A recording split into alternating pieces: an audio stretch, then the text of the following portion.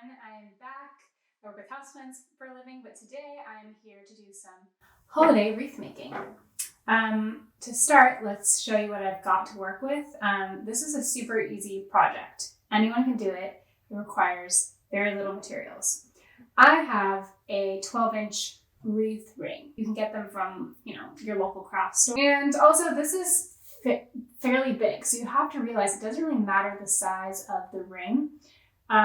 You can make your wreath as big, as small as you want. Because if you use really long branches, right, this diameter could get huge really quickly. If you use little tiny branches, it could stay nice and thin here.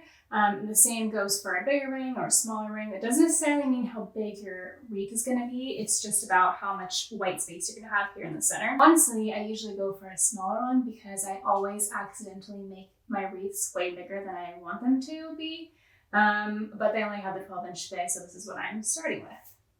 The other thing I have is some wire. It's green, which is nice because you won't be able to see it as well. You could really use any kind of wire, again, if you don't have this, but you can get this also at pretty much any craft store or a floral shop. They'll have these. And I've got some gloves. Depending on what you're working with, you might not need it. And then some cutting shears. That's important. And then, of course, our plant matter. So I'll show you what I've got.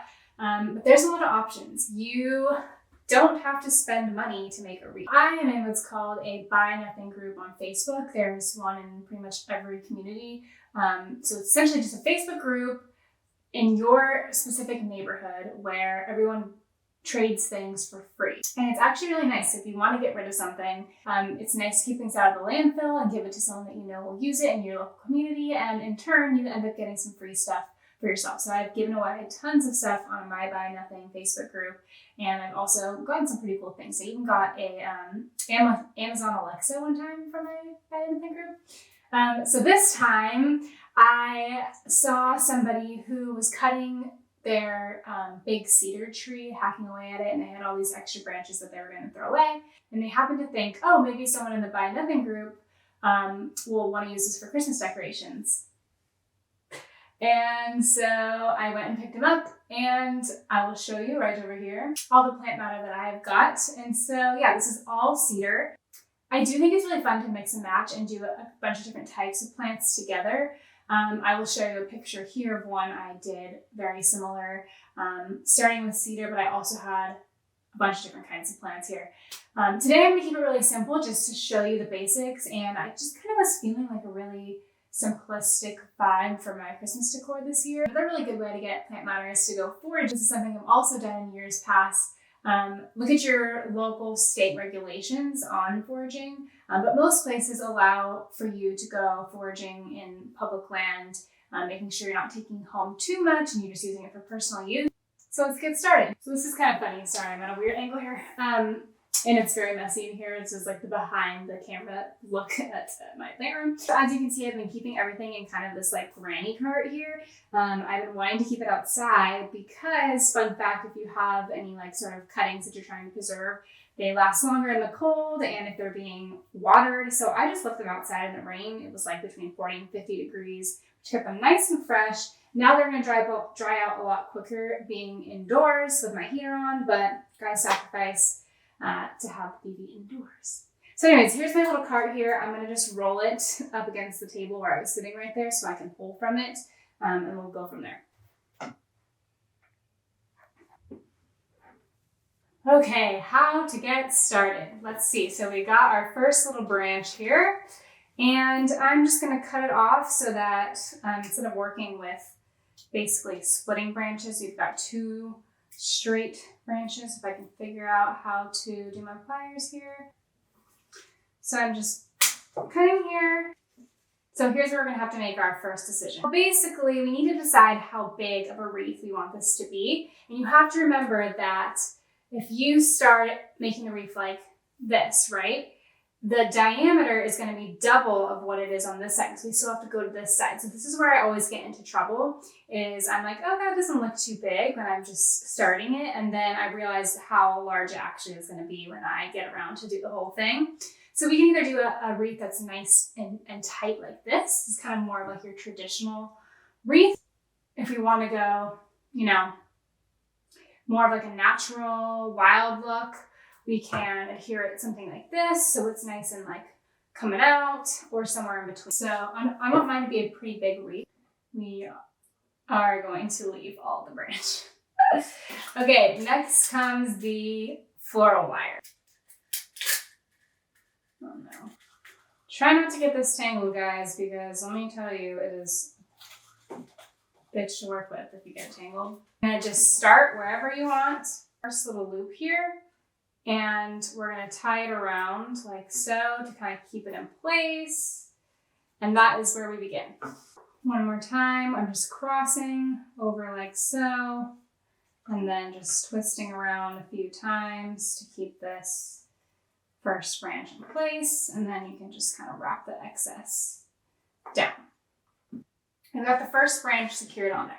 Now we're going to take a second branch, and the point of the second branch is to layer on top of our first branch. So basically, we want to kind of cover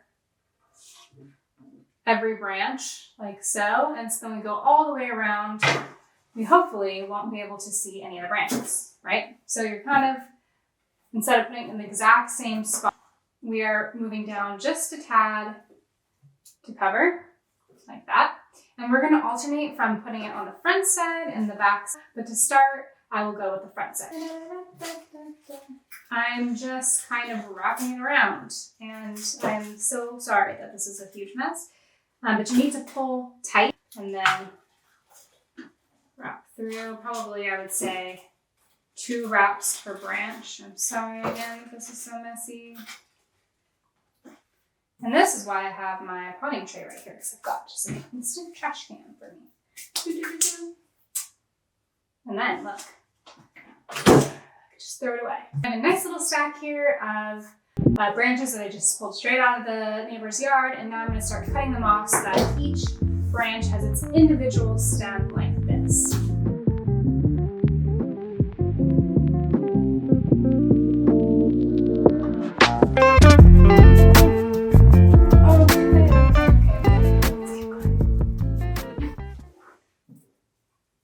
Take another branch, and this time I'm going to go under. Some more underneath. This is going to make sure we add lots of fullness. Same kind of thing. Wrap once. Okay, wrap once and then wrap twice. Through. Da-da-da. We're just going to keep going. I've got another knot in my string, so cut it where the thing's stuck. So if you have a knot like I do, it's fine, not to worry. Just cut it loose, and then we're going to thread it through somehow, basically. You got to twist it around itself, so kind of however is easiest for you. I need to take a pause to cut up some more branches, but I just wanted to talk about a couple more choices that you might have to make while you're making your wreath. So one is the thickness. So if you're stacking them pretty closely on top of each other, it's going to get very thick very quickly. And if you want more of like a thinner look, then you need to stack them further and further apart. You can always go around a second time. Especially if you don't have a lot of branches, it would be smart to do a thinner layer first. And if you need to go around a second time with a little bit thicker, you could, but if you have a lot of branches like me and you like the look of a thick wreath, go for it. I just thought of one other thing. So if you make a cut like I did, see, I made a cut, but you want to use this piece and you don't want this cut to show. This is especially important if you cut from up here. Just stack what you've cut on top of the actual cut in the last piece, if that makes sense. Say you wanted to double this piece up here, right? And it was too long. So you could cut it in half like that, right? You don't want this as an end piece because you don't want this showing. That looks not natural. So what you do is you take where your cut was and you just stack them on top of each other like so. And now you can't see that cut, okay?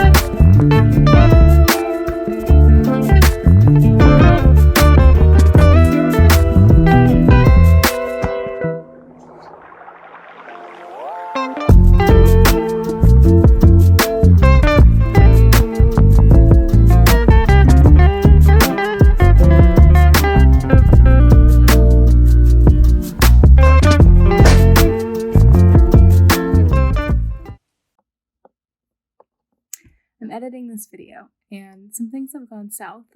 But the good news is you're still learning how to make a wreath today.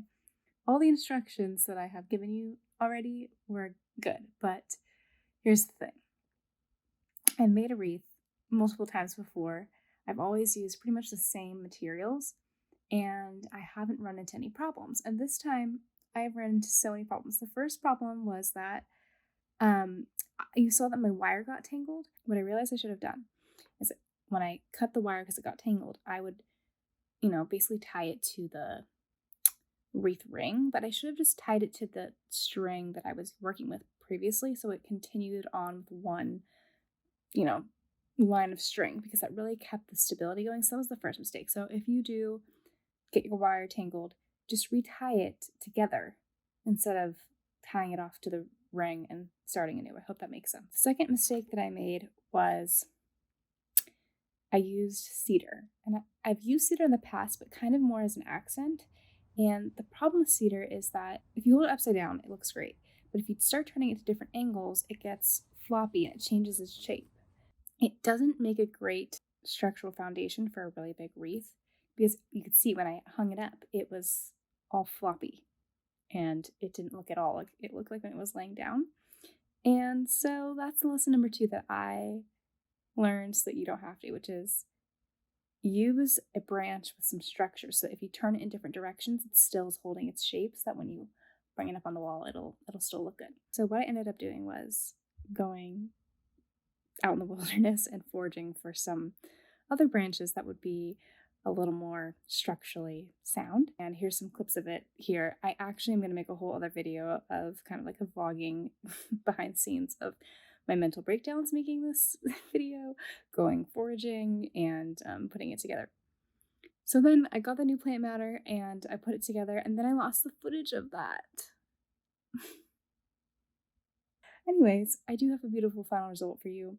All the other steps were really applicable, so I'm not going to scrap this video because it really does show you how to make a wreath, and I just used those same steps again, only with a better not tangled wire and, some branches that don't flop around. I still added in some cedar, but with the base being more structurally sound, it made it no problem. So those are my tips for you. Go check out my vlog about behind the scenes to get kind of a more full view of this wreath making process, and I hope that you make one yourself. I hope I didn't scare you away.